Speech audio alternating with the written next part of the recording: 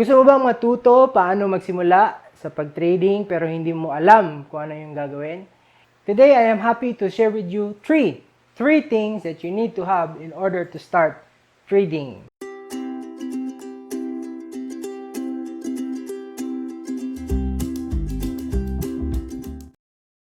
What's up, kapanalig? Magandang araw sa iyo and welcome ulit dito sa Wealth Builders Academy. Ako nga pala si Daddy Dudes at ako'y nandito para magbahagi sa iyo ng mga kaalaman paano ka magkaroon, ingatan at palaguin ang iyong kayamanan. Hindi sila school bukol. Okay, so again, recap ko lang pag naghahanap tayo ng online broker, kailangan una, regulated. Pangalawa, kailangan mababa yung spread. Pangatlo, meron siyang intuitive app. Pang-apat, mabilis yung chat support. At saka, hindi masyado malaki yung fees sa pag-withdraw. Alright. Bilang pasasalamat nga pala sa iyong panonood, ngayon kapanalig, stay tuned kasi mamimigay ako mamaya ng pag-giveaway. So, abangan mo yun. Huwag kang umalis. Now, so, yung pangalawang kailangan mo para makapagsimula ka mag-trade is your trading system. So, ang ibig sabihin ng trading system, ito yung rules mo kung kailan ka nag-execute. Okay? So, sa trading system na meron ka, kailangan ito yung magsasabi sa iyo when to buy, when to sell, or when to do nothing at all. Alright? Dapat meron ka talagang sistema sa pagti-trade. Otherwise, so magiging shotgun approach. Di ba? So, bara-bara. So, based sa kung, siguro may news na ganito, baka bababa or baka tataas yung presyo. Mahirap maging consistent sa pag-trade kung wala kang system. At saka dapat yung sistema na meron ka, simple siya. Tsaka kailangan yung ating system na meron siyang provision for risk management. So what that means, kapanalig, is alam mo kung magkano lang dapat ang kaya mong itaya. Ayan. Kada trade. So dapat nakasulat yan sa sistema mo. Hindi pwedeng itaya mo lahat sa isang trade lang. Kasi nga hindi mo alam kung ano mayayari pagkatapos ng trade. Nobody really knows, no? So when you place a trade, your system must account for probabilities na hindi nga mag-succeed yung trade bias mo. So, ang mayari, kailangan na merong proper risk management parameters yung system mo. Kailangan din yung ating trade system mag-fit siya sa iyong personality. Now, ikaw, kasi kilala mo naman sarili mo, di ba?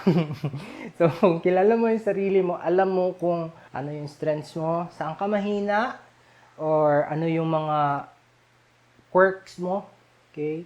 Alam mo yung schedule mo, alam mo yung skills mo, alam mo yung psychology mo. So, dapat yung system na meron ka, dapat mag-match yun sa personality mo. Paano mo malalaman kung fit siya? You will have to try out different systems. Or if you want, you can create a system for your own. Pero kung nagsisimula ka pa lang talaga, starting from step 1, you have to really copy other people's systems and then tweak. No, eventually, as you go along, tweak that so that it will fit or match your own personality. Yan, mga kapanalig. Napakagandang tip niyan. Bago tayo magpatuloy, explain ko muna sa inyo yung mechanics ng ating pag-giveaway. Bilang pasasalamat sa iyong panonood, meron yung pag-giveaway natin sa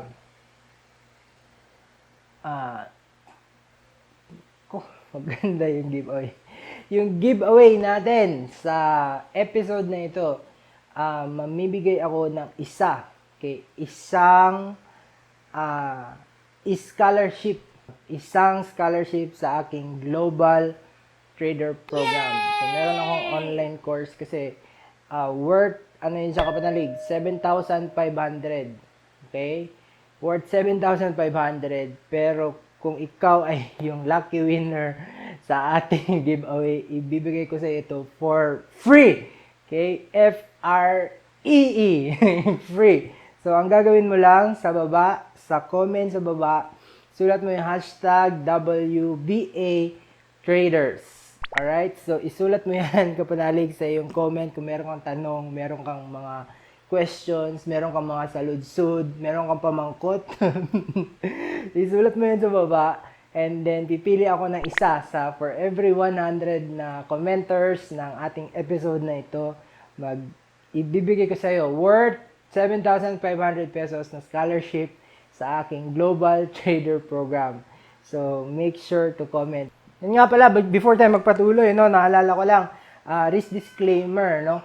Yung mga itinuturo ko dito, pwede mong pagkakitaan, pwede mo ring ikalugi, okay? So, pwede ka malugi dito, kapanali, kaya tandaan mo yan, be careful ka. So, kaya mo na, malaki ka na, di ba? So, kailangan be careful din, huwag kang papadalos-dalos. So, hindi pwede nakapanood ka ng isa o dalawang videos, isasanla mo na yung bahay. Tapos, lalagay mo lahat sa online broker mo, and then, kinabukasan, wala ka ng bahay, di ba? So, ayan, be careful. Before tayo magtapos, i-share ko lang yung kwentong may kwenta ng aking Lodi na si T. Harv Eker. Sinabi niya, develop the characteristics of success. To get rich and stay rich, develop the following characteristics: a positive attitude, integrity, trustworthiness, courage, persistence, ang dami naman ito, a hardworking mentality, high energy, and be an expert in at least one area. So, kung wala pa yan, pwede dito tayo sa trading. Let us be an expert in trading. Kasi limitless yung possibility dito sa trading, mga kapanalig. Ikaw lang ang pwedeng mag-determine kung magkano ang kikitain mo dito. So, ayun na nga, kapanalig, yung ating trading system, dapat, ito yung magtuturo sa iyo kung kailan ka bibili, kailan ka magbebenta, or kailan ka mag-hold, or you're not gonna do anything. Kailangan yung trading system natin, simple siya, hindi masyadong kamurakat, hindi kamurakat yung chart, at saka dapat yung trading system natin will incorporate, okay, risk management principles para nang sa ganon, magtagal ka, okay, sa industry na ito. Kailangan din na yung system natin mag-fit, no? Align siya sa iyong principle, saka sa iyong personality, and saka iyong time availability. Alright? Yung pangatlong kailangan mo, yan. Yung pangatlong kailangan mo para makapagsimula ka sa pag-trade is